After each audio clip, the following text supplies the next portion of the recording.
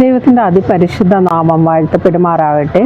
കൊളോസോസ് 1:20 പറയുന്നുണ്ട്, ലോകത്തിൽ സമാധാനം സ്ഥാപിച്ചത് യേശുവിൻ്റെ രക്തം വഴിയാണെന്ന്. യേശുവിൻ്റെ രക്തം ദൈവത്തിൻ്റെ സ്നേഹമാണ്. ലോകത്തെ മുഴുവനും നേടിയെടുത്തതാകട്ടെ യേശുവിൻ്റെ രക്തത്തിലൂടെയും. ജീവൻ നിലനിൽക്കുന്നത് രക്തത്തിലാണ്. നമ്മൾ ലേവ്യരുടെ പുസ്തകം 17-ാം അധ്യായത്തിൽ അത് പ്രത്യേകമായിട്ട് വായിക്കുന്നുണ്ട്. ഒരു ജീവിയുടെ ജീവൻ നിലനിൽക്കുക എന്ന് പറയുന്നത് അതിൻ്റെ രക്തത്തിലാണെന്ന്.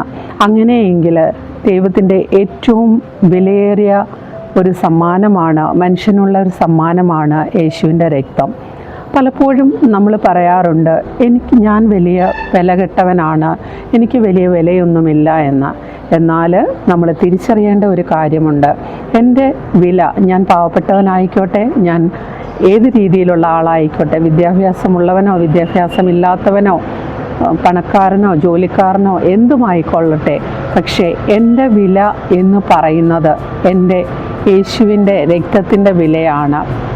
കാരണമെന്ന് പറഞ്ഞാൽ പഴയ നിയമത്തിലും പുതിയ നിയമത്തിലും രക്തത്തിന് വളരെയധികം വില കൽപ്പിക്കുന്നുണ്ട്. പഴയ നിയമത്തിൽ നമുക്കറിയാം, ദൈവത്തിൻ്റെ സ്വന്തം ജനമായ ഇസ്രായേൽ ജനത്തെ ദൈവം വീണ്ടെടുത്തത് രക്തം വഴിയാണ്. ആ നിലനിൽപ്പിലൂടെയാണ്, ആ രക്തം വഴിയാണ് ആ മനുഷ്യരെ എല്ലാം ദൈവം നിലനിർത്തിക്കൊണ്ട് പോകുന്നതും. അതിനെ ശുദ്ധീകരിച്ചതാകട്ടെ മോശ രക്തം വഴി തന്നെയും. അങ്ങനെയെങ്കിൽ പുതിയ നിയമത്തിലേക്ക് വരുമ്പോൾ യേശു സ്വന്തം രക്തം ചീന്തി ഈ ലോകത്തെ വീണ്ടെടുത്തു.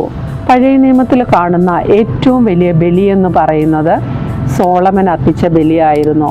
സോളമൻ ഒരു ബലി അർപ്പിക്കുമ്പോൾ അതിൽ 20,000 കാളകളും 1,20,000 ആടുകളും ഉണ്ടായിരുന്നു. അത്രയും രക്തമെടുത്താണ് ആ ബലി അർപ്പിച്ചത്. എന്നാൽ അതിനേക്കാളും വലിയതായിരുന്നു യേശുവിൻ്റെ രക്തം കൊണ്ട് വീണ്ടെടുത്ത നമ്മുടെ ജീവൻ. അങ്ങനെയെങ്കിൽ യേശുവിൻ്റെ രക്തത്തിൻ്റെ വിലയാണ് ഞാൻ എന്ന് തിരിച്ചറിയണം. ദൈവം അനുഗ്രഹിക്കട്ടെ. ആമേൻ.